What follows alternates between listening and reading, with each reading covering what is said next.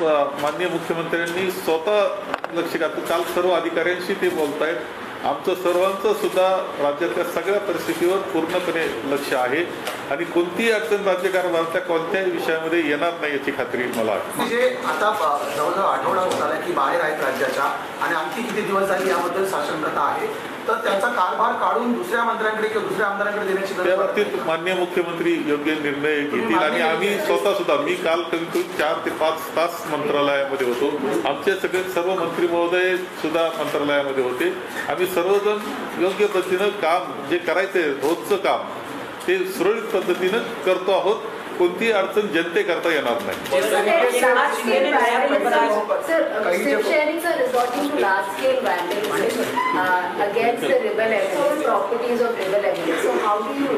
I don't think there is any cause for any violence, nor do the Mahavikas Aghadi believe in any violence to be adopted.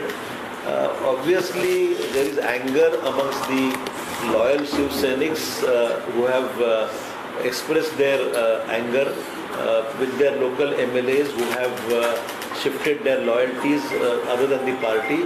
But it is not a law and order situation.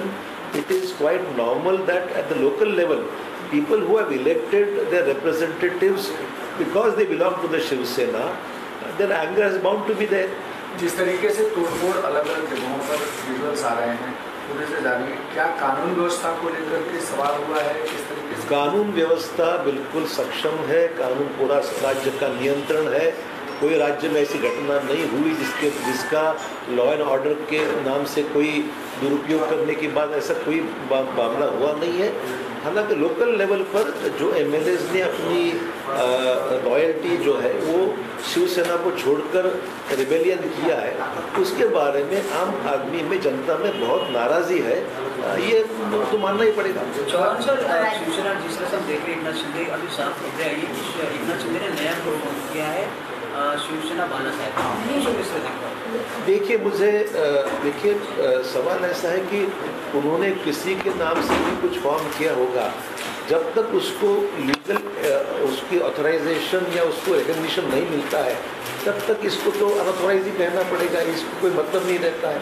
तो speaker के level पर जो कार्रवाई legal कानूनी तौर पर अपेक्षित है, वो जब तक किसी चीज़ को रिकग्नाइज नहीं करते हैं तब तक ऐसे गट को, ऐसे ग्रुप को कोई रिकग्निशन तो बाहर मिलने का सवाल ही नहीं. सर, मराठी बाळासाहेब ठाकरे यांच्या नावाने शिवसेना हा ग्रुप तयार करणं, याच्याकडे तुम्ही कसं बघताय काँग्रेस पक्ष म्हणून? आणि दुसरीकडे मुद्दा एवढा स्पष्ट आहे, कोणी कोणाच्या नावाने जरी वेगळा गट जरी स्थापन केला तरी जो पण कायदेशीररित्या त्या ग्रुपला किंवा त्या गटाला मान्यता देण्याची जी काही प्रक्रिया उपाध्यक्ष किंवा अध्यक्षांच्या स्तरावर असते, ती प्रक्रिया पूर्ण झाल्याशिवाय किंवा ती प्रक्रिया अवलंबून केल्याशिवाय असं कुठल्याही वेगळं रेकग्निशन त्याला मिळू शकत नाही.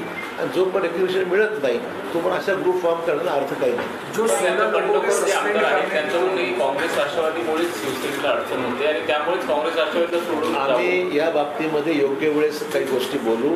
आमचं महाविकास आघाडी ज्यावेळेस स्थापन झाली त्यावेळी तिन्ही पक्षांनी एकत्र येऊन भाजपला बाहेर ठेवण्याकरता तिघांचा एकमुखाने निर्णय झालेला होता 2019च्या वेळेस. आणि त्यामुळे या मुद्द्यावर आम्ही आज काही बोलणार नाही, कारण ती उचिती होणार नाही. आमचं सर्वांचं समर्थन महाविकास आघाडीचे नेते यांना आहे आणि त्यांच्या नेतृत्वाखालीच ही स्थापन झाली महाविकास आघाडी. अंतर्गत नाराजी ही इंटेलिजन्स इनपुट होते, गेली वर्षभर नाराजी होती आणि मुख्यमंत्र्यांना माहिती असूनही त्यांच्याकडे दुर्लक्ष केलं, म्हणून ही स्थिती सध्या सरकारवर ओढवली आहे. आम्हाला भाषण नाही करायचं या विषयावर. जो काही शिवसेनेमध्ये घडतंय हा त्यांचा अंतर्गत विषय आहे आणि मुख्यमंत्री सक्षमपणे त्या गोष्टीला बिल्कुल व्यवस्थित में हाथात है. 16 एमएलए को जिस तरीके से बर्खास्त करने के लिए शिवसेना की तरफ से गया है, लेकिन अब तक बर्खास्तगी नहीं हो पाई, क्या उनको पहले नोटिस दिया जाता है या किस तरीके से आप कानूनी? अभी ऐसा है कि ये सब लीगल प्रोसेस है. लीगल प्रोसेस में जो भी कंसल्टेशन चल रहा है, डिप्टी स्पीकर भी शायद मेरे ख्याल से कंसल्ट कर ही रहे हैं. जो भी वो फैसला उचित समझते हैं कानूनी तौर पर करना चाहिए. सर, स्वतंत्र गट जरी स्थापन करते तरी पक्ष प्रवेशाचा मुद्दा राहतो आणि तो शेवटचा पर्याय असेल बंडखोरांसमोर. 40पेक्षा जास्त आमदार आहेत. जर भाजपमध्ये जर प्रवेश झालाच तर महाविकास आघाडी सरकार कोणती रक्कम असे जर तरवर काही उत्तर देण्याचा अर्थ नाही. जो पण एखादी घटना घटत नाही तो पण त्याच्यावर भाष्य करणं उचित नाहीये. की तुमचा जो प्रश्न आहे हायपोथेटिकल क्वेश्चन आहे. नाही, पण याच्या आडून राष्ट्रपती राजवट लावण्याचा प्रयत्न महाराष्ट्रातून केला हा प्रश्नाला अनुषंगाने माझा पण प्रश्न असाच आहे की राज्यामध्ये अंधाधुंद आणि संशयास्पद कारभार चालू आहे असं बंडखोरांच्या आडून हा राष्ट्रपती राजवट लावण्याचा प्रयत्न दरेकरांनी राज्यपालांना दिलेला आहे. महाविकास आघाडी म्हणून आम्ही काम करतो आहोत. राज्यामधल्या सर्व प्रश्नांवर सुद्धा आमचं काम चाललेलं आहे. कोणत्या प्रश्नामध्ये बिलकुल दुर्लक्ष नाही आणि काम माननीय मुख्यमंत्री स्वतः पाहत आहेत. आम्ही सर्वजण काम पाहत आहोत आणि प्रयत्न कोणी करील असा तसं हे करण्याचा, परंतु तो यशस्वी होणार नाही. आम्ही सरकार म्हणून काम करतो आहोत, महाविकास म्हणून काम करतो आहोत आणि कुठेही कोणतंही कारण असं नाही की त्यामध्ये राष्ट्रपती राजवट लावण्यास योग्य कोणतंही कारण आज तक राज्यामध्ये नाही. या मताचे आम्ही आहोत. 12 MLC के जो पद खाली हैं, क्या दूसरी पार्टियों से भी लोगों को तोड़ करके और उनको ये लालच दे करके विधायक अगर सदन की संख्या कम हो जाती है तो बीजेपी की स्ट्रेंथ ज़्यादा हो जाएगी और उनको MLC की टिकट में वापस भेजा जा सकता है. क्योंकि आप लोग लगातार गए थे लेकिन फुलफिल नहीं किया गया. ठीक आहे. आता हे भारतीय जनता पक्षाने अनेक राज्यांमध्ये असे प्रयोग केलेले आहेत, परंतु हे सगळे प्रयोग त्यांचे जे आहे विना प्रकारचे प्रलोभनं असतील हे असतील, हे महाराष्ट्रात यशस्वी होणार नाही याची खात्री आम्हाला आहे. राष्ट्रपति शासन क्या लगाने की कोशिश हो रही है? अगर होगी तो वो कोशिश करेंगे भी ऐसा कुछ तैयार करने का एटमॉस्फेयर, लेकिन वो सक्सेस नहीं होगा. मुख्यमंत्र्यांनी काल सुद्धा सर्व अधिकाऱ्यांची बैठक घेऊन अत्यंत योग्य अशा सूचना सर्वांना त्या संदर्भातल्या दिलेल्या आहेत आणि जे काही प्रश्न आहेत महत्त्वाचे राज्याच्या समोरचे त्यावर चर्चा आम्ही केलेली आहे. आणि एकच त्याचं आहे की सरकार म्हणून आम्ही आजही कार्यरत आहोत. हे तेवढंच मला या निमित्तानं सांगायचं आहे. उपाध्यक्षांवरती जर का अविश्वासाचं पत्र मिळालेलं आहे तर ह्याच्यामध्ये घटनात्मक परिस्थिती जो पेच निर्माण झालाय त्याच्यावरती काय उत्तर सत्ता करायचं? असं आहे की या बाबतीतलं आता जी काही कायद्याची लढाई सुरू झालेली आहे त्या बाबतीत कायदे तज्ज्ञ जे आमचे आहेत ते सुद्धा विचार करतात. आमच्या दिल्लीवरून सुद्धा आमचे जे टीम आहे की ज्यांनी महाविकास आघाडी बनवण्यासाठी खूप चांगलं कार्य मदत केलेली होती ते सुद्धा कार्यान्वित झालेले आहेत. सर्वांचं मार्गदर्शन आम्ही घेत आहोत. आमची कायदेशीर बाजू सुद्धा महाविकास आघाडी म्हणून भक्कम आहे. महोदय आणि काही प्रमुख ज्येष्ठ नेते मंडळी आम्ही एकत्र पद्धतीनं आज बसलो होतो आणि जी राजकीय स्थिती आहे महाराष्ट्रामध्ये त्यावर आम्ही चर्चा केलेली आहे. परंतु एक गोष्ट मी प्रामुख्यानं सांगू इच्छितो की आजही माननीय मुख्यमंत्री आणि आम्ही सर्वजण हे आमचं काम जे आहे राज्यकारभाराचं ते पूर्णपणे करतो आहोत.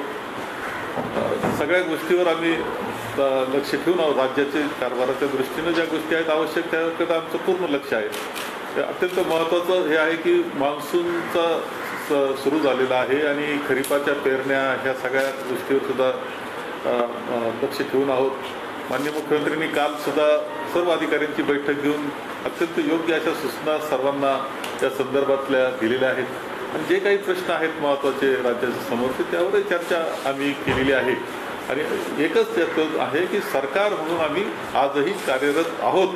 हे तेवढंच मला या निमित्तानं सांगायचं आहे. उपाध्यक्षांवरती जर का अविश्वासाचं पत्र मिळालेलं आहे तर ह्याच्यामध्ये घटनात्मक परिस्थिती जो पेच निर्माण झालाय त्याच्यावरती काय उत्तर सत्ता करायचं? असं आहे की या बाबतीतलं आता जी काही कायद्याची लढाई सुरू झालेली आहे त्या बाबतीत कायदे तज्ज्ञ जे आमचे आहेत ते सुद्धा विचार करतात. आमच्या दिल्लीवरून सुद्धा आमचे जे टीम आहे की ज्यांनी महाविकास आघाडी बनवण्यासाठी खूप चांगलं कार्य मदत केलेली होती ते सुद्धा कार्यान्वित झालेले आहेत.